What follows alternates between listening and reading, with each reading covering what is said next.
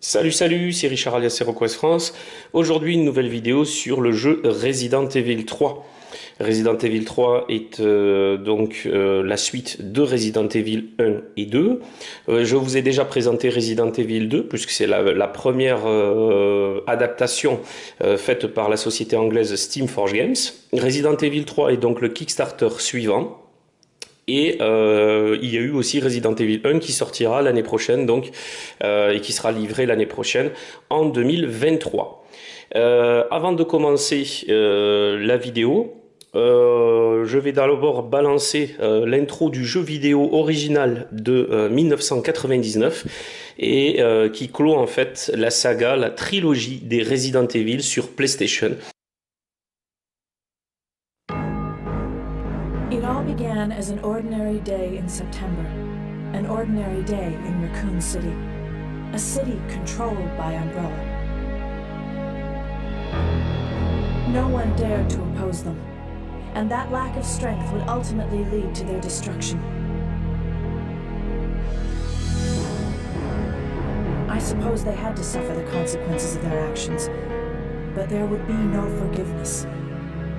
If only they had had the courage to fight. It's true that once the wheels of justice begin to turn, nothing can stop them. Nothing. It was Raccoon City's last chance, and my last chance. My last escape.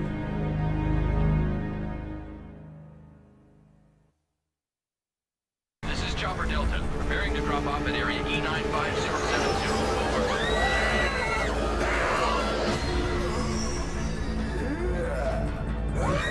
What are they?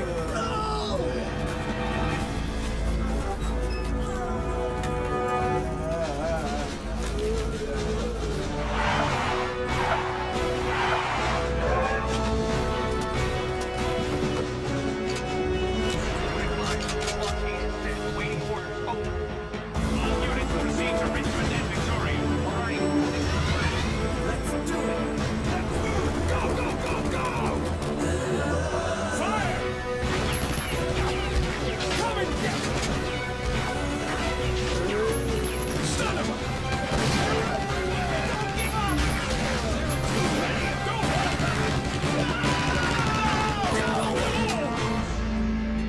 Where are they? Where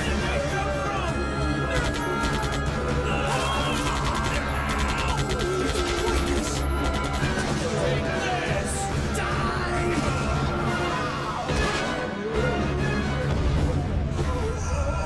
You want some more?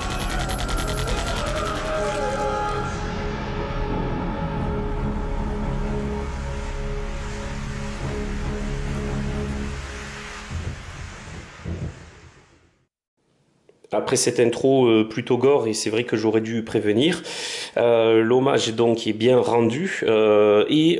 Avant d'aborder justement Resident Evil 3, on va parler du problème qu'il y avait dans Resident Evil 2. Si vous vous souvenez, si vous avez vu ma vidéo sur Resident Evil 2, le plus gros problème du jeu, c'était les tuiles qui étaient extrêmement sombres, une honte, plus que Steam Forge Games avait publié sur internet pas mal de tuiles du jeu qui étaient vraiment magnifiques. Et quand il y a eu les démos, on a vu que quelque chose clochait, hein, c'était tout noir. Beaucoup ont posé la question, Steam for Games n'a rien dit, et en fait c'était trop tard, hein, ils avaient validé la production au niveau de la Chine, et à mon avis ils se sont complètement gourés sur la luminosité.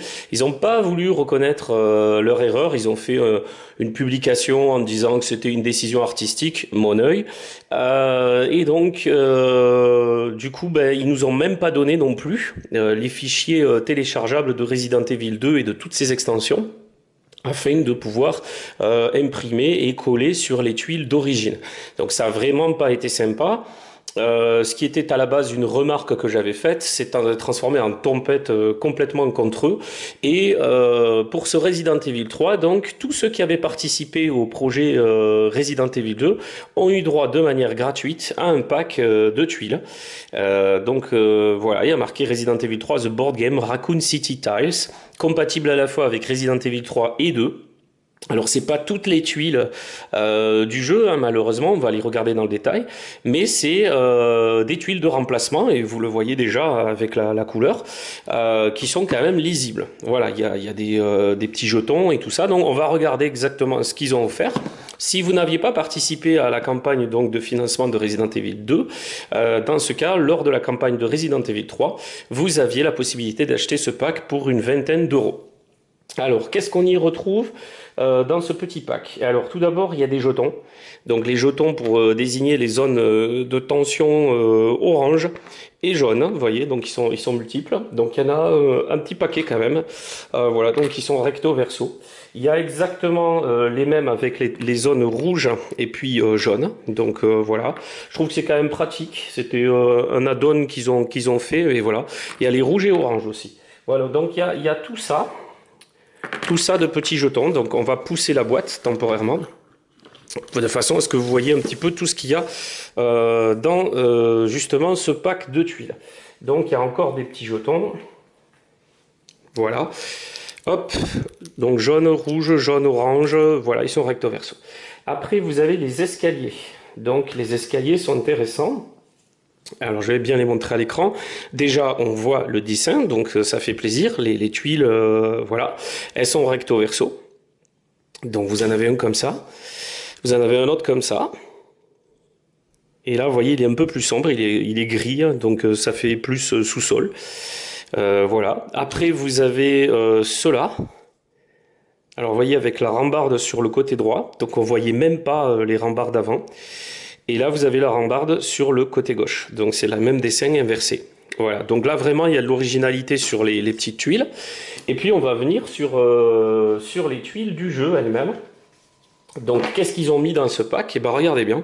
On a un lieu ici qui représente...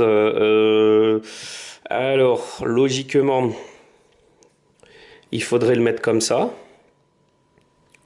Ou comme ça, enfin, c'est un peu ambigu. Disons que là la forme n'est pas réussie, en fait elle aurait dû être inversée, c'est-à-dire que le carré était ici. Il s'agit en fait de la première salle dans laquelle vous rentrez dans le commissariat sur la gauche, où normalement vous rentrez, vous avez les bureaux, etc. Il y a un banc sur lequel vous récupérez des choses, et puis après vous allez vers le liqueur. Donc là, bon, ils l'ont inversé, mais c'est pas bien grave. De l'autre côté, vous avez une rue en feu avec passage piéton, etc. Donc là, c'est cool. Je trouve que franchement, c'est très très bien. Vous en avez un autre. Donc un autre P comme ça. Donc toujours pareil, une rue avec des barricades. Et de l'autre côté, vous avez un distributeur distributeur plutôt rouge. Voilà, donc ça fait des pièces supplémentaires et des remplacements, surtout pour le jeu Resident Evil 2. Donc là, vous voyez, vous avez le même P. Et vous avez le dessin qui est inversé. Bon là ils sont pas trop cassés le bol, hein, on va dire, donc c'est un peu dommage, mais c'est déjà bien de l'avoir inclus. Et puis surtout les dessins sont agréables. Donc là vous avez à nouveau un extérieur, vous voyez c'est le même dessin, Et là par contre vous l'avez dans le bon sens. Voilà, donc si vous vous souvenez, c'était plus comme ça. Voilà, donc vous arrivez comme ça et voilà. Donc du coup, c'est pas mal. Je trouve que franchement, là, vous avez 4 tuiles en P comme ça, avec des rues et des intérieurs.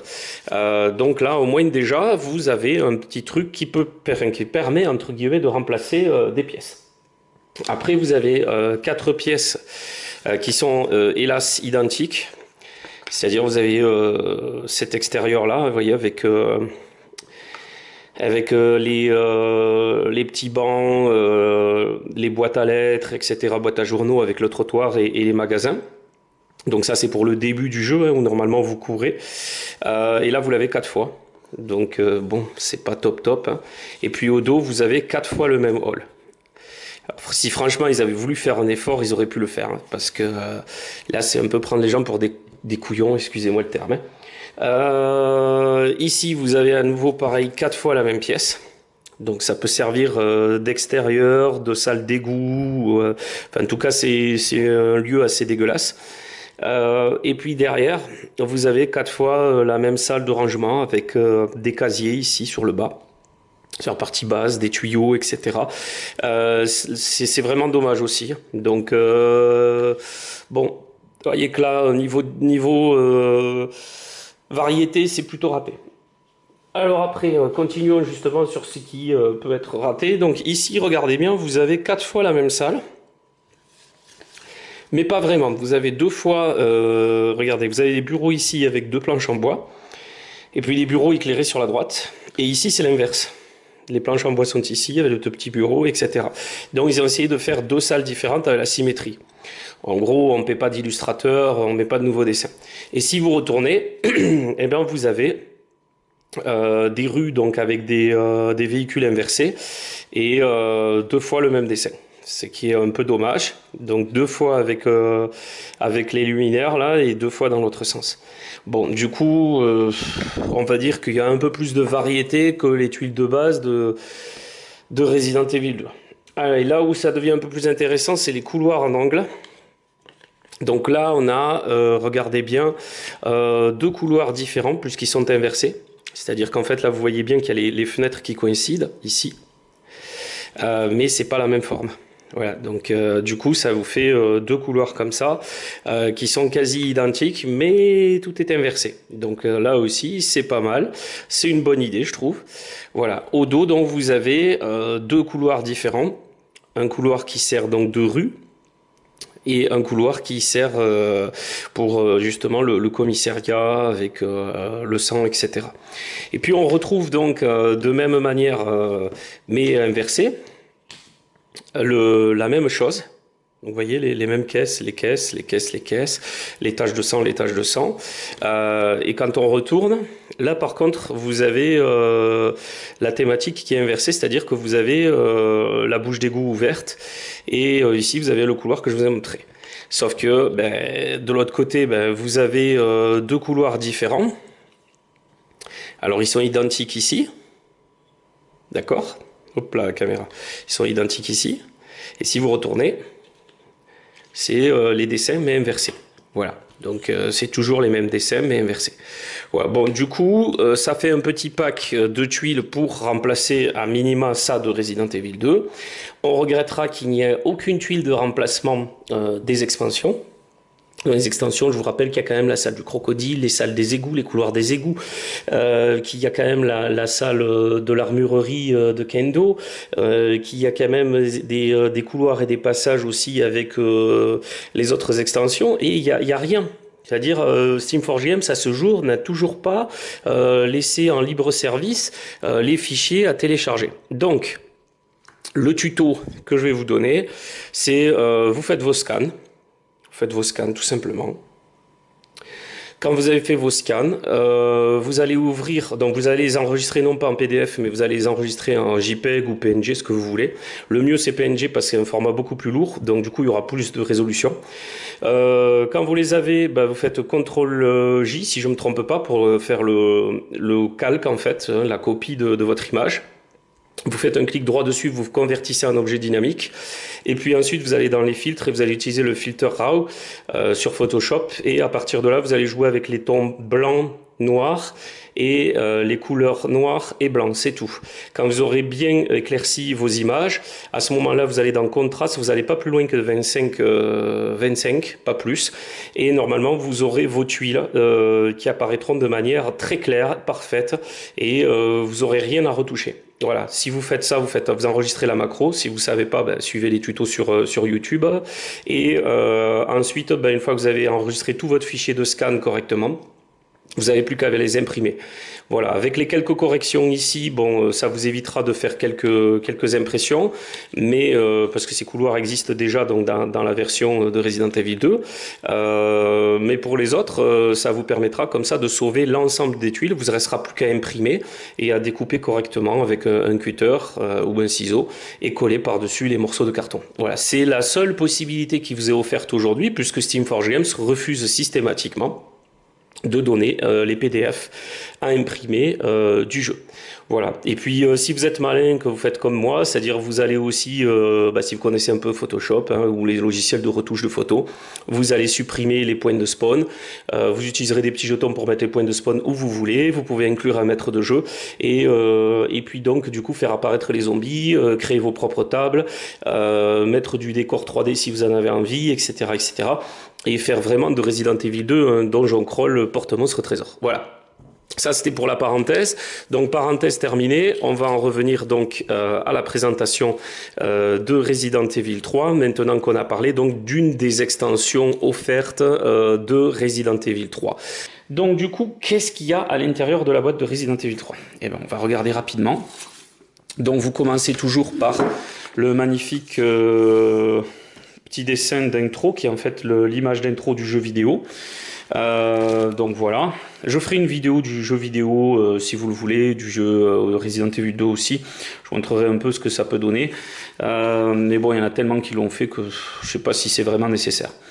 Ici, on retrouve donc un papier plutôt volatile sur lequel, au dos donc, de l'illustration, pour une fois, on a quelque chose d'intéressant. On a ici une échelle de danger, donc plus le danger va augmenter, plus la fréquence du Némésis va être évidente et donc va devenir réellement une menace terrible parce que le Némésis c'est une créature qui va poursuivre comme dans le jeu vidéo les héros, il va apparaître et puis il va vous traquer. Donc à côté vous avez les paquets de cartes, donc toujours pareil les paquets de A, B et C en fonction des missions. A et B, on l'avait déjà vu. A, c'était tous les objets communs. B, c'était les objets spécifiques à la mission. Et C, c'est désormais vis-à-vis, en fait, vous voyez, de toutes ces aventures qui sont linkées. C'est-à-dire, elles sont toutes liées et il y a des éléments particuliers à récupérer dans certaines aventures pour pouvoir accéder à certaines zones. Donc, si vous y arrivez, certes, vous allez perdre plus de temps et donc forcément augmenter le niveau de menace. Et donc vous allez vous heurter plus fréquemment au Némésis, mais le but c'est justement de récupérer tous ces objets et d'avoir le courage et puis surtout l'opportunité de le faire pour pouvoir justement accéder à de nouvelles zones et obtenir de nouvelles armes, etc., etc.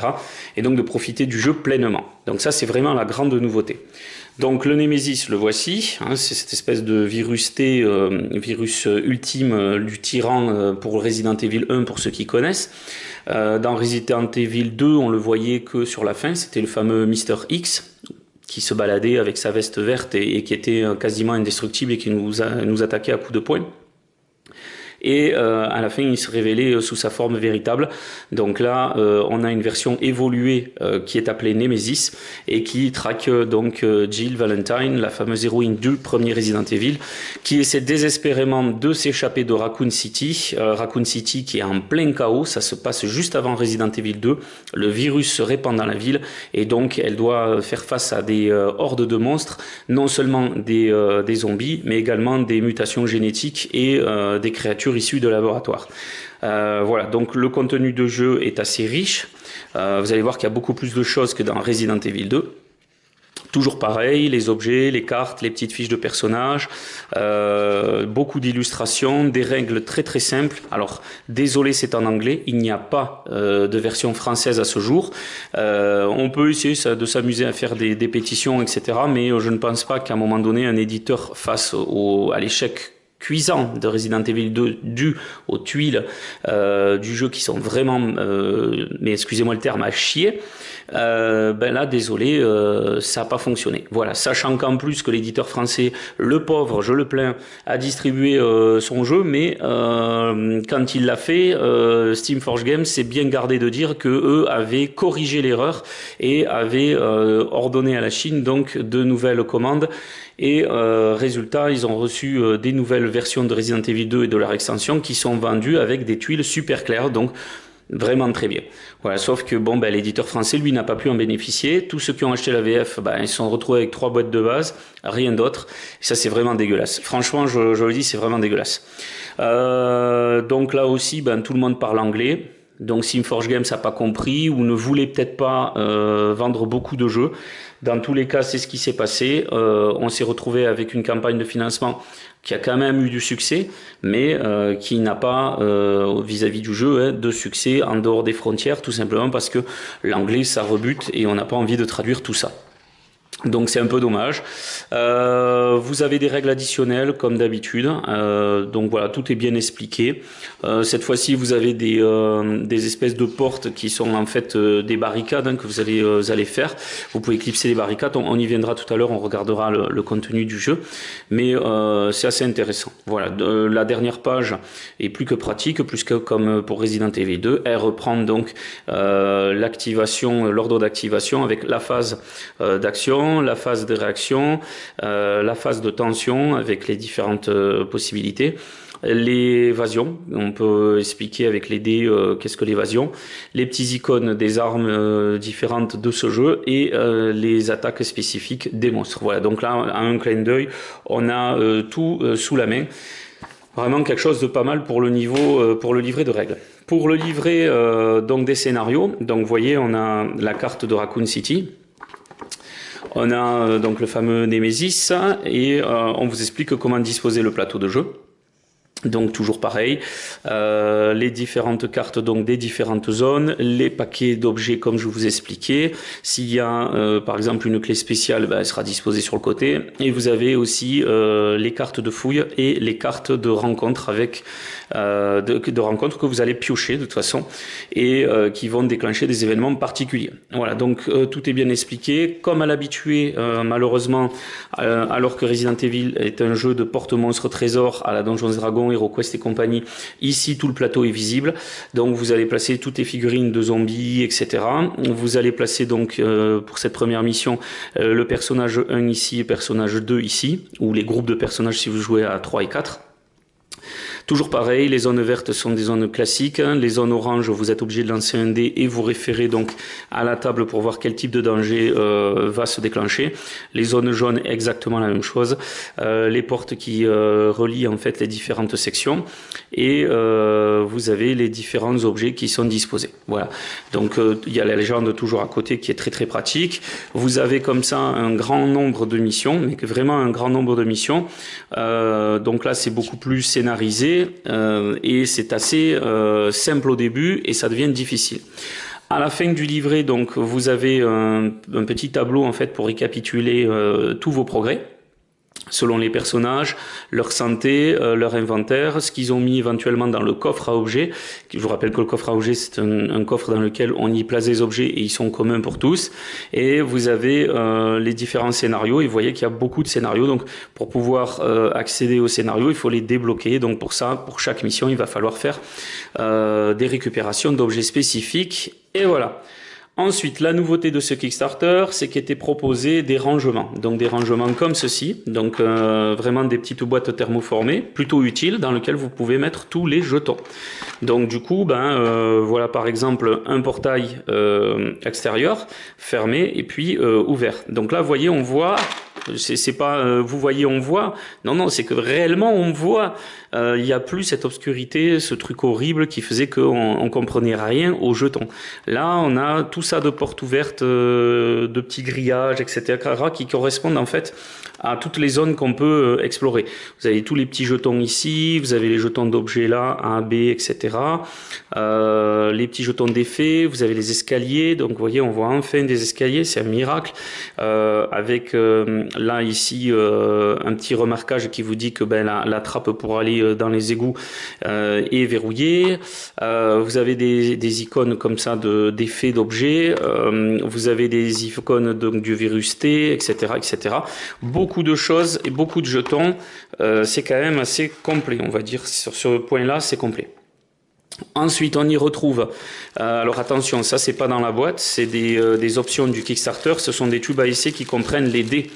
Donc les dés, vous allez me dire, mais quelle est la différence avec les dés donc, de Resident Evil 2 ? Eh bien on va y venir, regardez, il n'y en a pas vraiment, vous avez un dé noir, donc 1, 2, 3, 4, 5, 6, c'est toujours la face Umbrella. Vous avez les dés d'évasion ici, donc les fameux dés bleus qui sont les dés en même temps d'armes très très légères on va dire. Donc là vous notez deux impacts, un impact comme ceci et puis toujours pareil vous avez les petites faces d'évasion.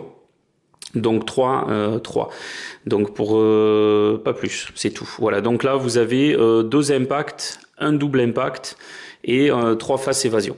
Et en fait, sur les dés rouges, donc là, vous avez une face vierge. Donc c'est des armes censées être plus puissantes, mais comme par hasard, il n'y a rien sur une face. Vous avez des impacts aussi, et donc des dés beaucoup plus puissants. Voilà. Donc c'est sympa, c'est rigolo, c'est des tubes à essai. Donc comme c'est sur le thème d'un virus, ça alors, ça tombait bien avec la pandémie du Covid. Ce Resident Evil 3 donc permettait de récupérer ça. J'ai trouvé que, vu qu'on était en pandémie, c'est pas plus mal que chacun ait son set 2D dans la main.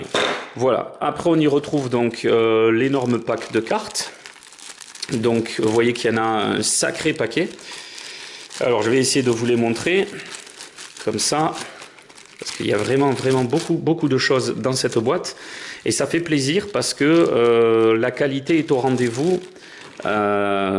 Vis-à-vis de Resident Evil 2, hein, ça c'est sûr. Donc les 4 cartes ici, ce sont les 4 personnages de base. Donc vous avez 3 mercenaires d'Umbrella, Nicolas, Michael et Jill, et vous avez Carlos. Voilà, donc chacun a des aptitudes particulières, un équipement de départ particulier, et vous devez composer chaque mission en choisissant les personnages. Ensuite, vous avez ces cartes bleu ciel qui sont les cartes en fait de rencontres spécifiques où on doit faire un choix. Dans Resident Evil 3, lorsque vous rencontriez des événements particuliers et surtout le Nemesis, vous aviez toujours un choix, fuir ou attaquer. Et c'est un peu l'idée qui se dégage de l'illustration de ces cartes. Derrière, vous avez donc des événements particuliers et à chaque fois, vous avez un choix particulier à faire. Bon, parfois, vous n'avez pas de choix, hein, donc c'est vraiment un événement qui va vous tomber dessus. Donc là, ce sont des nouvelles cartes qui sont ajoutées. Après, vous avez les cartes avec la porte dessus qui sont toujours les cartes de fouille. Donc ça change pas. Hein. C'est vous fouillez un endroit et puis vous récupérez des objets. Donc pardon, c'est les cartes de fouille, c'est les cartes de tension. Je suis fatigué. Donc les cartes de tension, vert il se passe rien, orange il se passe quelque chose et rouge il y a un grand danger. Donc les cartes sont listées en fonction des missions et donc vous savez si vous aurez plus ou moins de danger dans ces missions. Après, vous avez, on va essayer de récupérer ces cartes-là, voilà, parce qu'elles glissent. Vous avez donc les cartes de monstres.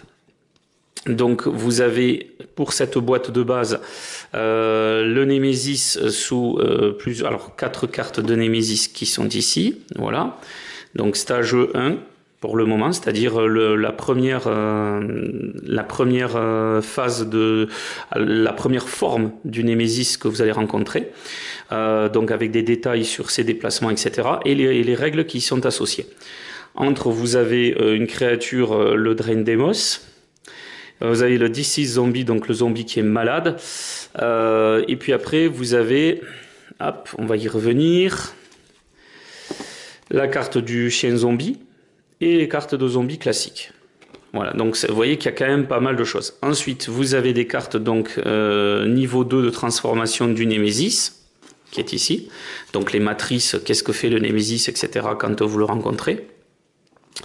Et vous avez la même chose avec le ver. Donc il y a un ver géant. Donc oui, si vous n'avez jamais joué à Resident Evil 3, le 3 est excellent parce qu'il y a un énorme bestiaire. Voilà, donc là pareil, avec les différentes faces. Donc un gros paquet de cartes qui est assez intéressant.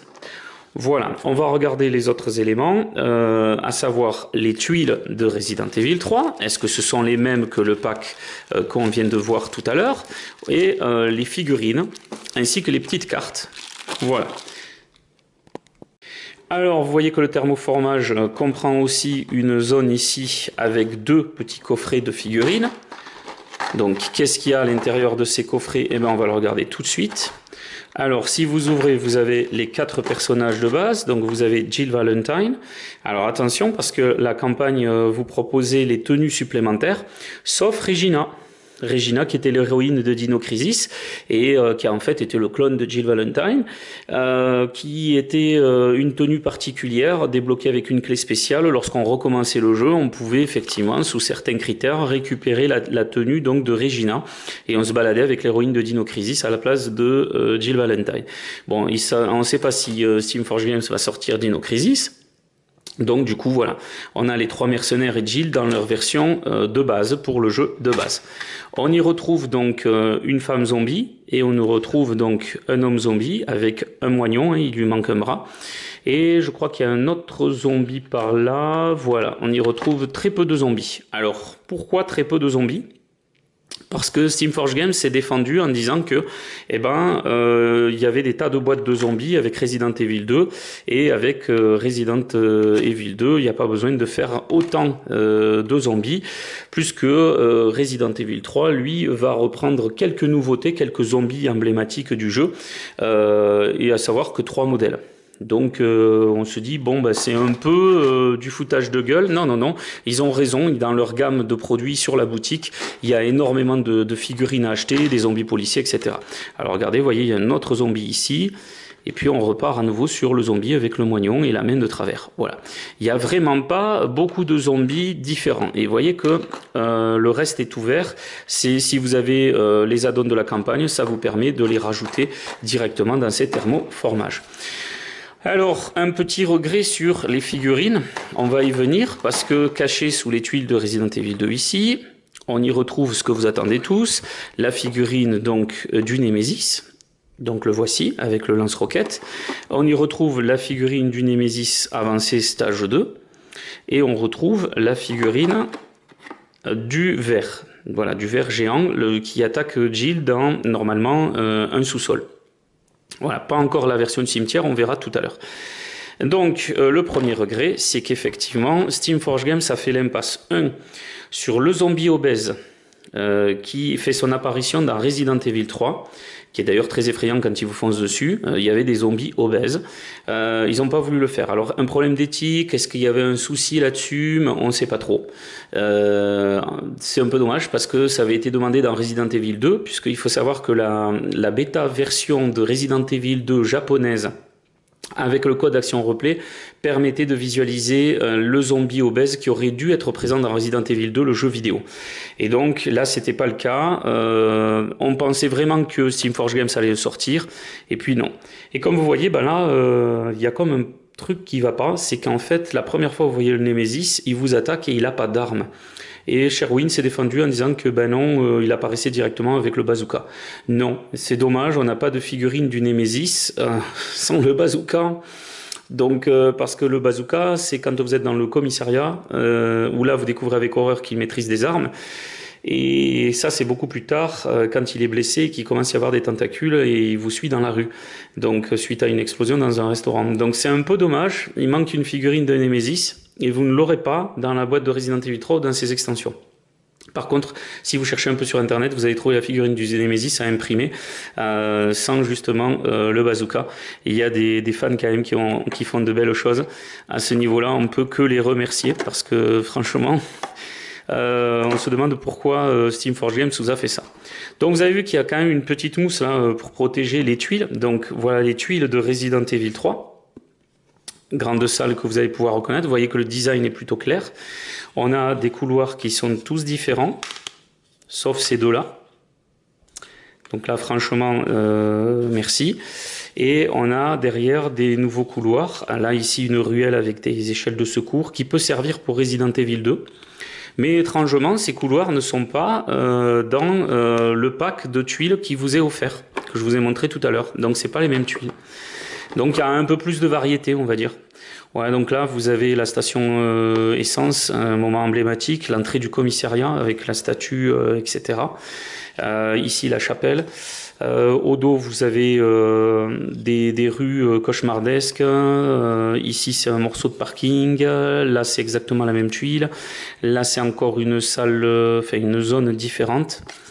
Si vous êtes fan, vous reconnaissez de toute façon tous les lieux. Ici, vous avez les fameuses tuiles en P, mais qui, vous voyez, sont toutes différentes. Donc, pour le moment, il n'y a rien de commun avec Resident Evil 2, avec les tuiles. Et ici, elles sont toutes différentes, mais vraiment toutes différentes. Donc là, il y a vraiment du travail de recherche sur les tuiles du jeu. Mais il n'y en a pas trop dans le paquet de tuiles supplémentaires. Là, vous voyez, c'est des tuiles encore qui vous paraissent identiques. Voilà, hop et hop. Et puis derrière, c'est pas les mêmes. Donc là, il y a déjà un effort qui a été fait. Voilà, il n'y aura pas de petites tuiles de Resident Evil 2, vous les avez toutes sous les yeux, hein, elles sont vraiment très grosses, donc ça fait quand même un gros paquet. Attention, vous avez une fiche de personnage ici qui est beaucoup plus petite. Donc voilà, et vous posez la carte de personnage à côté. C'est fini le gros morceau de carton qui servait finalement pas à grand chose. Donc recto, verso. Et voilà les dernières tuiles, donc il n'y aura pas de petits morceaux de couleur comme je vous ai dit, hein. Ça c'est de 2x2. Voilà, et elles sont toutes différentes. On reconnaît ici la chapelle, des rues extérieures, des petits dépôts, etc. Donc vraiment un gros paquet de tuiles, des fiches de personnages plus pratiques. Ici vous avez le compte aussi pour des munitions, donc pardon, pour des points de vie. Pour des gros boss. Vous avez le petit cache ici, alors tout ça c'est l'aménagement pour les cartes, donc c'est vraiment bien. Ici donc vous voyez que c'est des aménagements spécifiques, je vais vous montrer en le remettant, hein. Là vous avez le petit paquet de dés qui est offert avec. Comme pour Resident Evil 2 vous avez tous les petits compteurs de munitions des différentes armes, donc les fusils à pompe, les pistolets mitrailleurs, magnum, etc. Les emplacements pour les figurines et les cartes.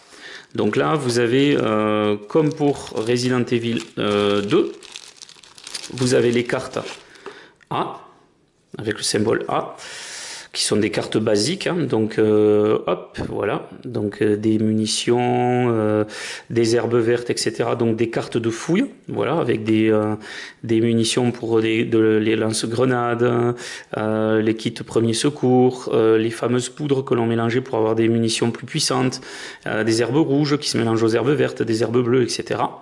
Donc vous voyez, niveau cartes, il y a quand même un gros paquet. Les cartes fameuses, les fameuses cartes B. Donc tout ça c'est de la carte B, donc des objets particuliers, pour customiser les armes de base, les armes, des sprays premiers secours, tout ce qui peut servir on va dire d'équipement de départ aussi, les clés spéciales, les objets clés de certaines missions, bref on retrouve vraiment tout ce que les fans attendaient au niveau des illustrations et au niveau des objets. Voilà, donc ça c'est pour le premier petit sachet de cartes, donc carte A et carte B.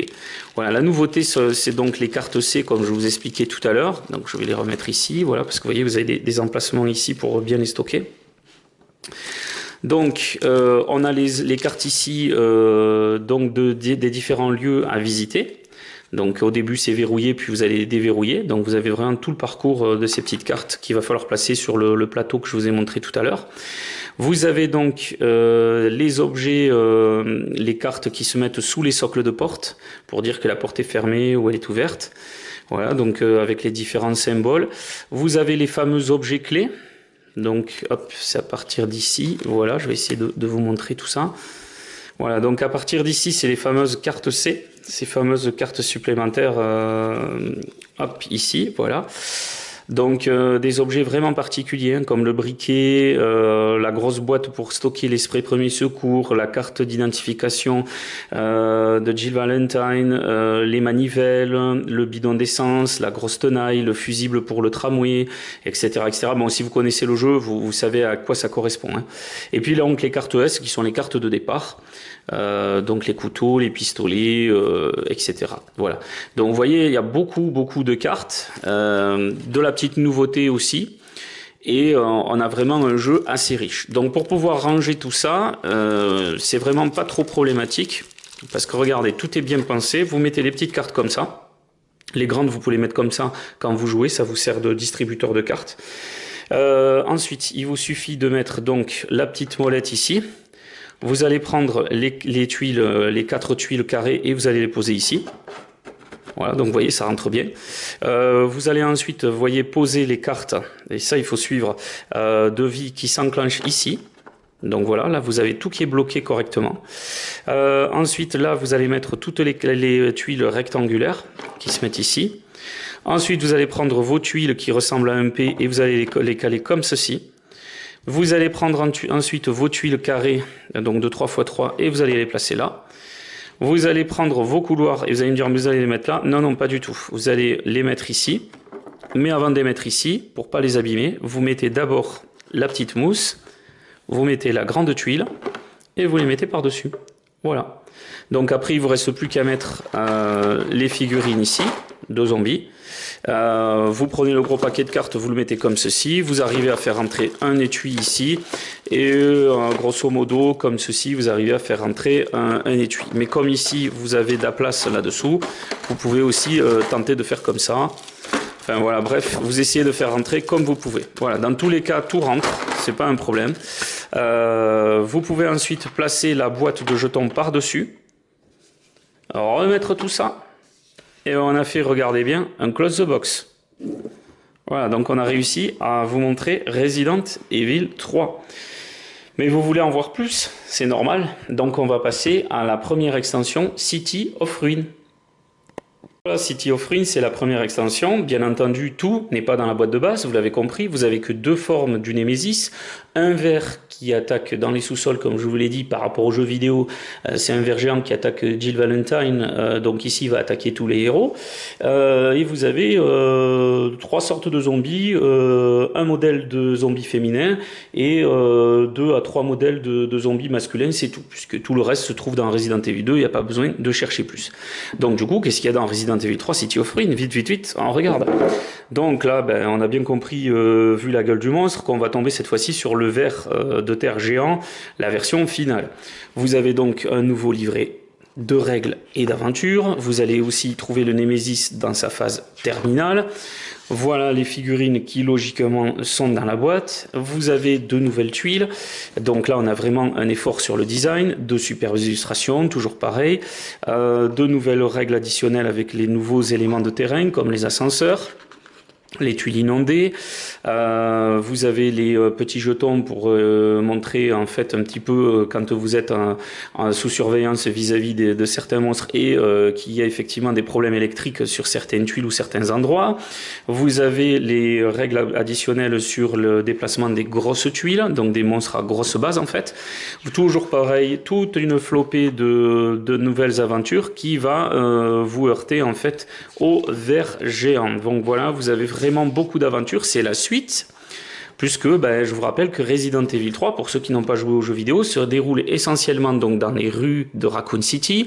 Vous passez des hangars, vous revenez dans le commissariat de Resident Evil 2, vous continuez votre course toujours dans des ruelles, vous allez jusqu'à une station électrique, vous allez passer par un restaurant, vous allez passer par un bâtiment de presse, par un parc, par un cimetière, vous allez passer à nouveau dans des espèces d'hôpital, où là vraiment c'est très stressant d'ailleurs, puis finalement un parc, et puis après un parc vous allez finir dans ce qu'on appelle une usine de retraitement de déchets.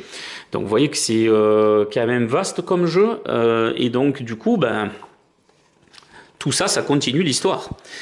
Après donc on y retrouve donc ces fameuses tuiles, donc ici le parc qu'on va bien reconnaître avec son entrée. Au dos on va reconnaître donc l'entrée du parc. Pardon, une pièce de l'hôpital, pardon. Donc voilà, avec la chambre, le lit et puis les toilettes. Ici, vous avez le parc, toujours pareil, avec petit couloir, parc cimetière en fait. De ce côté-ci, c'est plus centrale électrique. Là, vous avez toujours pareil, la salle secrète de communication qui va servir au traître d'Umbrella. Ici, vous avez le parc à nouveau avec ses énigmes de jet de fontaine. Vous avez l'ascenseur. Il y a donc une tuile d'ascenseur avec porte ouverte, porte fermée. Vous avez une salle ici de commande, donc qui fait partie de l'usine de retraitement des déchets. Ici, vous avez un morceau de parc. Là, vous avez un couloir, donc pareil, usine de retraitement des déchets. Ici, vous avez une rue, la rue qui mène d'ailleurs à l'hôpital.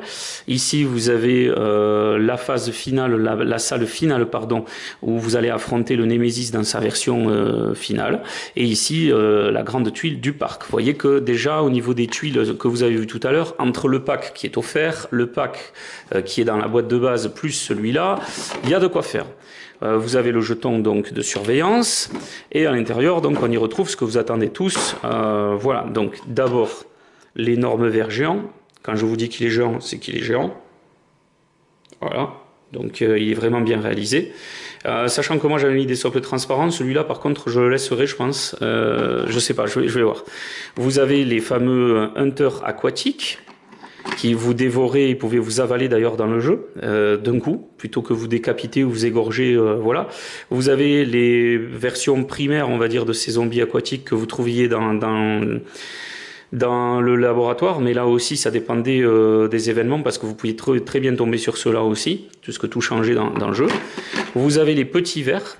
Donc vous voyez les petits vers qui accompagnent le gros vers, qui sont des vers aquatiques en fait dans des couloirs. Donc ici il y en a double. Donc vraiment si vous êtes fan du jeu, vous avez vraiment tout ce qu'il faut. Et la version finale donc du Nemesis, donc une grosse tuile et une très très grosse figurine pour cette version finale donc du Nemesis. Voilà. Après on y retrouve comme d'habitude des cartes supplémentaires. Donc vous voyez il y a tout ça de cartes fouilles supplémentaires avec que du rouge et du orange. Donc sympa la balade, faites gaffe. Vous avez toutes les cartes donc de monstres et ici toutes voilà toutes les cartes en fait de matrice du monstre donc du ver de terre géant. Il y en a un paquet. Donc c'est toujours assez imprévisible quand vous jouez. Vous avez le Nemesis, donc stage 3, sa carte de comportement. Donc voilà, avec les différentes attaques qu'il peut faire. Vous avez donc les attaques qui continuent ici pour le stage 3 avec les tentacules, etc. Ici, vous avez les cartes de monstres. Donc vous avez les Hunter Y, les Hunter Beta. Vous avez les vers qui rampent dans la flotte. Encore des cartes donc du Nemesis stage 3. Donc beaucoup de choses. Voilà, c'est le nécessaire on va dire pour cette extension. Puis encore un petit paquet de cartes qui est ici. Voilà, donc toutes ces petites cartes avec le lance-roquette. Oui, vous avez le lance-roquette. Vous avez les munitions spéciales. Vous avez la barre de fer que Jill va être obligée d'utiliser pour trouver la porte secrète qui mène à la salle de contrôle et de communication. Vous avez la clé de l'hôpital. Vous avez à nouveau un gros sac pour stocker plusieurs sprays premiers secours. Les cartes, les cartouches de shotgun qui sont plus puissantes, la clé du parc, les munitions donc pour le lance-grenade, le lanceur de mines que vous retrouviez. Je vous rappelle que dans Resident Evil 3, il y a beaucoup d'armes, il n'a rien à envoyer en fait à Resident Evil 2. Il y avait vraiment beaucoup d'armes. Donc des sprays premiers secours, en veux-tu en voilà, des herbes bleues pour lutter contre les poisons, le petit enregistreur, donc le dictaphone pour les portes qui étaient verrouillées dans l'hôpital, les vaccins, à nouveau des clés, des disques MO, des clés particulières, etc., etc. Donc vraiment, vous avez la totale. Avec cette extension, vous étendez votre bestiaire déjà avec deux sortes de hunters, des vers, et là vous voyez, même s'il y a 8 figurines, il y a quand même 2 modèles différents, 1 ou 2 vers. Vous avez un ver géant et vous avez la version finale du Nemesis. Un petit tas de tuiles, on va dire quand même assez intéressant, parce que bon, ça rajoute de la variété au décor, etc. Franchement, l'extension vaut le coup. Voilà, j'ai rien à redire là-dessus. Steam Forge Games, ça fait fort sur l'extension. Les missions sont sympas, j'ai pu les tester, on a pu jouer et vraiment on s'est régalé. Donc du coup, moi je ne peux que vous la conseiller. Voilà, c'est vraiment quelque chose qui manquait au jeu et voilà, vous avez le jeu de base plus la première extension. Donc quand même pas mal de choses qui sont, on va dire, nécessaires pour ce Kickstarter. Bien sûr, ça s'arrête pas là, puisqu'il y a encore une extension, c'est The Last Escape, et c'est une petite boîte, comme vous voyez. Donc The Last Escape, qu'est-ce qu'elle contient? Parce que vous allez me dire, une petite boîte comme ça, eh bien figurez-vous qu'il y a énormément de choses dans cette petite boîte. Donc The Last Escape, il y a un joli livret qui va vous présenter de nouvelles règles. De nouvelles figurines, donc des figurines alternatives, plus des nouvelles créatures. Et on va voir les personnages avancés, on va voir des petites créatures bien sympathiques qu'on retrouvait déjà dans Resident Evil 1 et 2. Donc attention aux jeux vidéo, hein, je fais allusion, mais également dans Resident Evil 2, puisqu'on a le retour des corbeaux.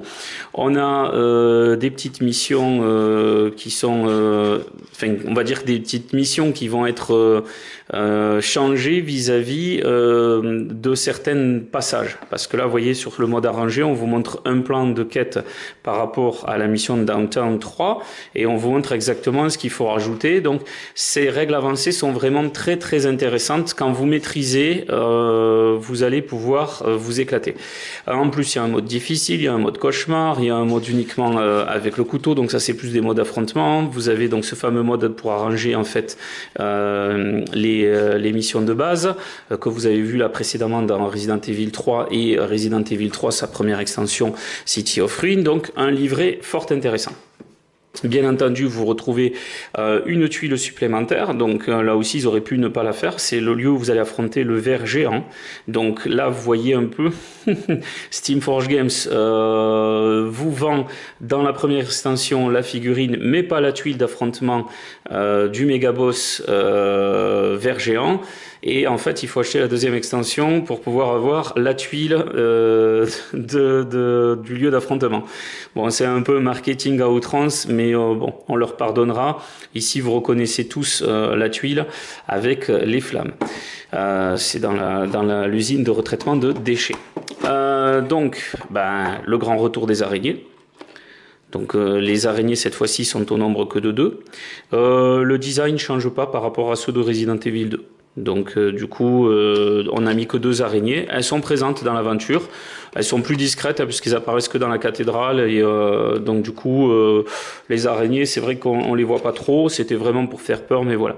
Ici, vous avez à nouveau les Brainsucker et Dremos, donc les suceurs de cerveau et la version évoluée. Donc des monstres à 2 têtes qui sont assez effrayantes, donc 2 modèles différents. Et vous avez les nouvelles figurines de corbeaux zombifiés. Et cette fois-ci, là, on a un reste de cadavre, carrément la moitié. C'est beaucoup plus glauque, beaucoup plus difficile à peindre aussi. C'est pas très accessible. Donc là, c'est quand même pas mal. Après, on retrouve donc des cartes en veux-tu, en voilà. Donc, on retrouve les fameuses cartes fouilles. Donc 2 de plus. On retrouve ici 4 personnages de plus, donc en version avancée. C'est les personnages donc de Michael, de Tyrell, de Barry, qui fait son apparition alors que normalement il n'apparaît pas dans le jeu, juste à la fin dans la conclusion, dans une cinématique, et de Carlos. Donc vous voyez que là il y a quand même l'intention, si vous voulez, de faire jouer Barry, parce qu'il y avait beaucoup de gens qui voulaient jouer avec lui. Barry est un héros de Resident Evil 1 qui n'apparaît pas dans Resident Evil 2 et que l'on aperçoit que vraiment dans la fin de Resident Evil 3. Voilà, donc là on a à nouveau des cartes de fameuses rencontres d'événements particuliers. Donc toujours pareil avec les choix à faire et qu'est-ce qu'ils engendrent. On se retrouve donc avec les cartes de mercenaires, puisqu'il y a ce fameux mode, comme je vous expliquais, de survival. Donc tout le monde se souvient que quand on finissait Resident Evil 3, pour ceux qui ont joué aux jeux vidéo, vous débloquez le mode mercenaire qui vous permettait, si vous surviviez à une espèce de parcours de combattant, de gagner des points. Et les points vous permettaient d'acheter les munitions illimitées et les armes à munitions illimitées du jeu, ainsi que les différentes clés, tenue de Jill Valentine. Voilà, donc là vous avez ces cartes là et vous avez les cartes ici pour les scénarios, donc plus les cartes de monstres, donc l'araignée géante, les corbeaux, les suceurs de cerveau ou de cervelle, les personnages normaux, Jill avancée que je vous ai pas montré tout à l'heure, et des personnages non joueurs qu'on retrouvait, donc Dario qui s'enfermait dans son conteneur, qui crevait quelques minutes plus tard. Il y a Brad Vickers qu'on retrouvait, donc qui était blessé et qui se fait assassiner. Marvin Branagh normalement n'apparaît pas dans Resident Evil 3, sauf dans le remaster qui est sorti, donc le remaster du jeu vidéo. Et effectivement, donc du coup, là il avait rajouté. Voilà, donc c'est vraiment beaucoup de cartes de personnages aussi supplémentaires. Et puis là, vous avez des cartes particulières pour ces fameux modes avancés. Voilà, donc vous avez quand même tout ça, plus les mini-cartes là. Donc les cartes d'équipement de départ, donc des personnages, des cartes A bien particulières, donc à nouveau des herbes bleues vis-à-vis des araignées, et vous avez ici une carte de survivant. Donc c'est en fait à vous de faire cette carte est particulière, hein, c'est un petit add-on supplémentaire de cette extension. Ouais, donc là les cartes se stockent bien, vous voyez que le thermoformage est correct. Vous avez donc Dario le fameux personnage qui s'enferme dans son conteneur, qui sait que sa fille est dehors et qui a pas de courage, il veut pas y aller. Finalement, sa fille essaiera de de revenir à l'endroit où son père était, mais mourra sur le chemin. Et de toute façon, vous allez trouver Dario éventré et découpé en morceaux par des zombies. Donc là, vous avez Brad blessé, qui est vraiment très très réussi. Et Dario donc qui reste dans son conteneur. Voilà, après vous avez les figurines supplémentaires donc de Michael, Tyrell, donc non pardon de Branagh, donc différentes de Resident Evil 2. Puisqu'il y avait version zombie et version classique, donc là avec une autre arme. Du coup, ça complète aussi Resident Evil 2, ce qui est vraiment bien. Ça permet d'avoir une figurine alternative équipée donc d'une autre arme. Donc voilà, vous avez pour la suite des figurines alternatives. Alors on n'est pas dans le thermoformage d'HeroQuest, je vous le dis tout de suite. Là, c'est beaucoup plus facile d'enlever les figurines. C'est bien pensé. Voilà, donc ces figurines supplémentaires. Donc là, on a Tyrell. Ensuite ici on a la dernière que je vous ai pas montré. Voilà, donc des figurines alternatives, ça fait toujours plaisir et elles sont très très jolies. Je trouve que franchement les figurines de Resident Evil, elles sont super. Voilà donc pour cette petite extension qui est donc la deuxième extension de Resident Evil 3 qui est nécessaire puisque vous l'avez vu, il y a des tuiles nécessaire à la première extension de Resident Evil dans la deuxième. Voilà, donc c'est pas fini, il y a encore autre chose. Donc, qu'est-ce que c'est la suite? Eh bien, on a le fameux Terrain Pack. Donc, le Terrain Pack, c'est une boîte qui comprend donc de la 3D. Donc, c'est vrai que le jeu sans 3D, c'est bof bof. Alors, du coup, vous avez un gros thermoformage qui contient donc les murs. Alors les escaliers, donc je les ai peints rapidement, donc je ne me suis pas très embêté là-dessus, qui contient les portes, et regardez, les portes s'ouvrent plus facilement, tout simplement parce qu'ils ont écouté les fans, quand on avait peint les portes de Resident Evil 2, quand on avait mis du vernis, les portes restaient bloquées, on forçait et on arrachait la peinture sur les socles. Donc du coup là ils ont vraiment pris soin justement de faire attention à ça, et donc ils ont réduit un peu les portes pour que l'encadrement soit un peu plus espacé, qu'il y ait un peu plus de lumière entre, et effectivement c'est vraiment bien. Donc on y retrouve toutes les portes de Resident Evil, donc les portes en métal, les portes en bois, les portes des couloirs, etc., etc. On y retrouve donc surtout les murs, parce que les murs c'était des bouts de carton noir, c'était du foutage de gueule dans Resident Evil 2. Et donc là, vous voyez, on en a tout un paquet. Donc bon, je les ai peints rapidement aussi. Voilà, ça c'est pas. Alors ce qu'on regrettera, c'est que la base est quand même assez fine. Donc du coup, le mur tremble un peu. Donc je vous conseille de mettre un socle transparent de 4 cm, ça suffit par 1. Et là, normalement, ça bougera plus. On y retrouve donc encore des escaliers. Donc vous voyez, on a des escaliers en métal et on a aussi des escaliers en pierre. Donc ça, c'était des escaliers en pierre qu'on trouvait devant les maisons de Resident Evil dans les premières ruelles. Et ça, c'est ce qu'on trouvait un petit peu partout après dans les usines. On y retrouve donc l'ascenseur de Resident Evil 1, 2, 3, qui a toujours le même design Capcom, les rois du recyclage, avec les petits boutons. Donc c'est vraiment pas mal. En plus, c'est en double. Donc du coup, vous vous retrouvez avec 2 ascenseurs et 2 passerelles comme ça, là. Et pareil pour les escaliers. Puis après, donc vous voyez toutes les portes qu'il y a, vous retrouvez avec les cadres dont je vous ai parlé tout à l'heure, et vous pouvez clipser donc les détritus, vous pouvez les mettre à la base, et les barricades en fait vont bloquer. Alors j'avais commencé à le peindre, les barricades vont bloquer en fait le passage. Voilà, donc il va falloir se démener pour essayer de délibérer les passages. Malheureusement, on peut pas fabriquer de barricades dans l'émission, en tout cas du moins j'en ai pas vu encore. On est surtout censé passer au travers. Mais il n'y a pas que ça. Donc vous voyez que ça fait beaucoup de contenu par rapport aux boîtes précédentes qui contenaient juste des portes. Bah là, ils ont fait vraiment un pack de 3D qui comprend les murs, les portes, les ascenseurs, les escaliers, les passerelles, les arches de porte avec les barricades. Vous avez aussi les machines à écrire, vous avez les barils explosifs. Donc ça c'est bien.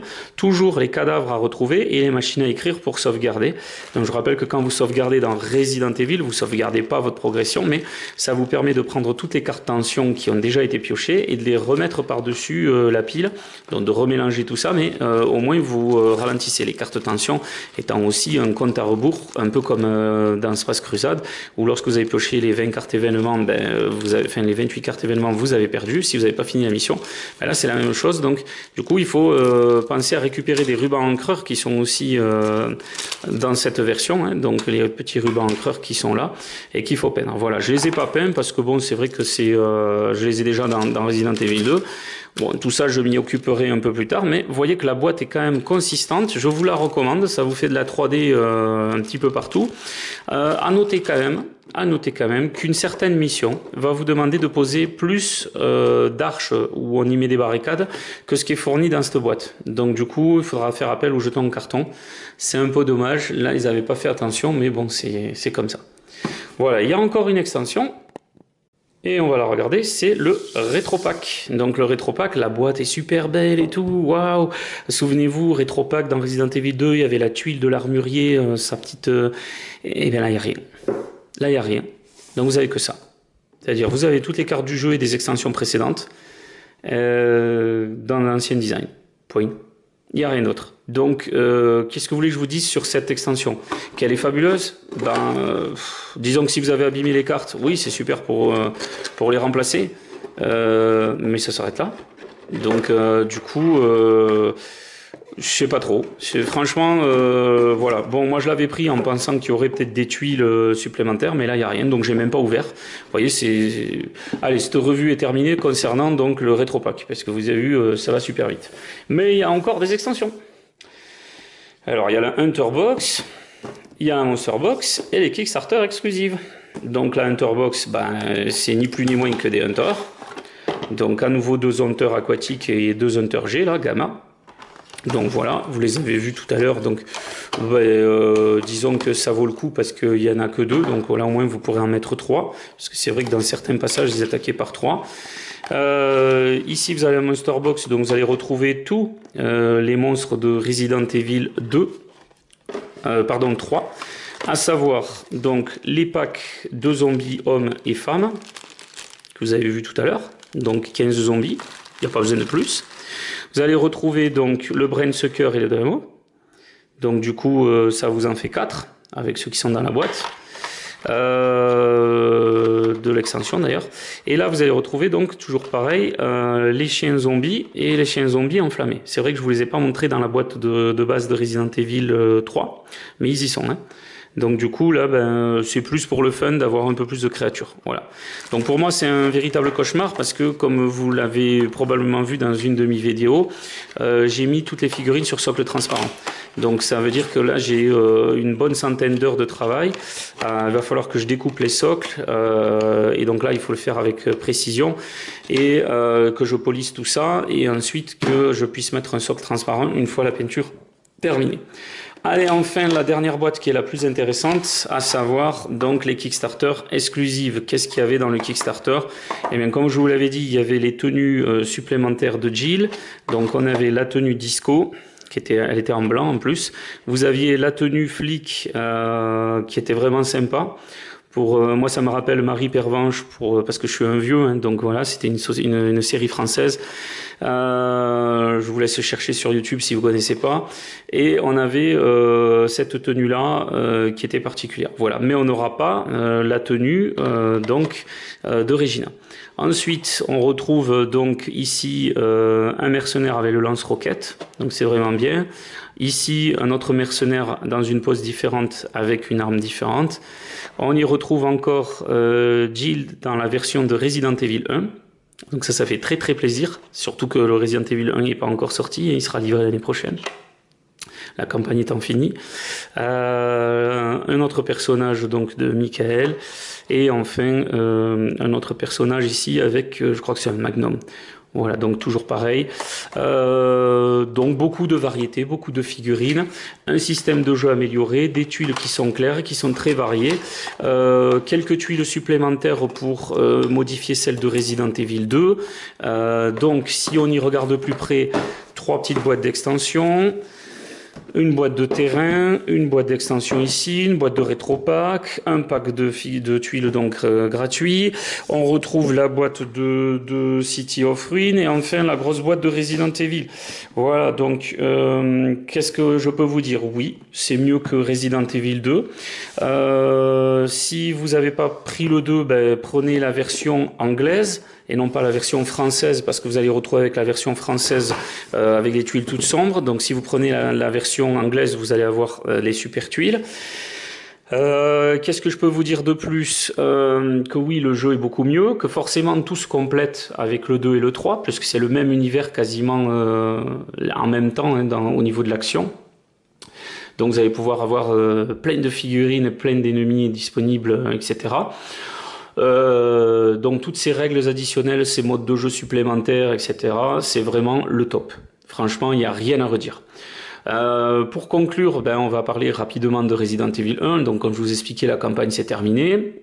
Sherwin a bien compris, à force de le harceler moralement, que Resident Evil, c'est un porte-monstre trésor. Donc, cette fois-ci, on a une génération des lieux aléatoires du manoir. Et c'est ce qu'on va avoir l'année prochaine.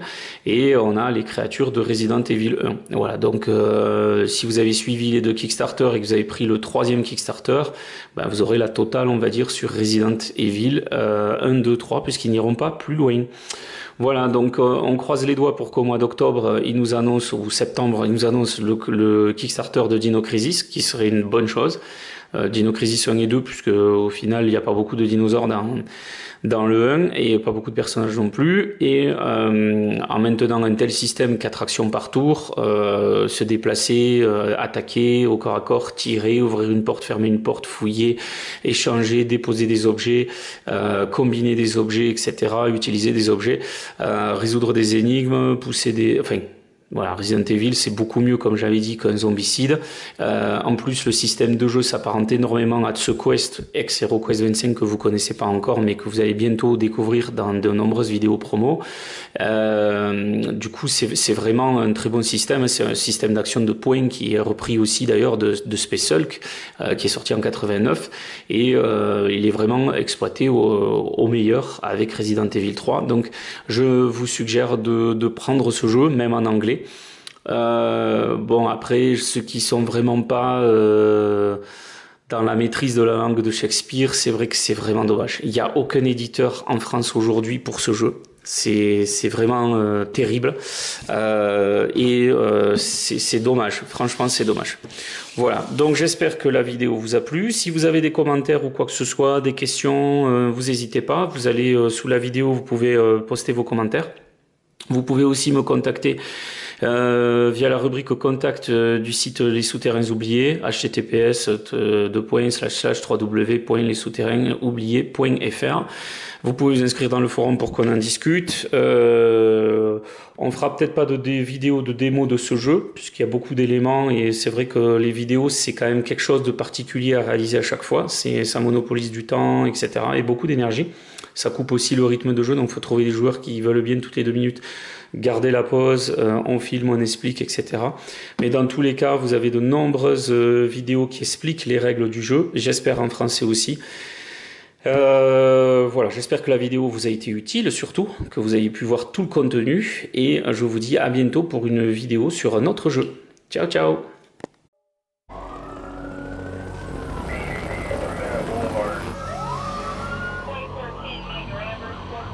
Cette épidémie se propage à une vitesse encore jamais vue dans notre histoire. Il y a une foule incontrôlable dans la rue. Les bâtiments sont en feu. Les autorités se préparent pour plus d'émeutes ce soir. assiste à des incendies, des affrontements. On a retrouvé un camion, le siège complètement défiguré. L'état d'urgence a été déclaré dans toute la ville. Le CDC place en quarantaine une partie du Midwest des États-Unis. Engagement, honnêteté et intégrité. Telles sont les valeurs essentielles qui constituent le ciment d'Umbrella Corporation.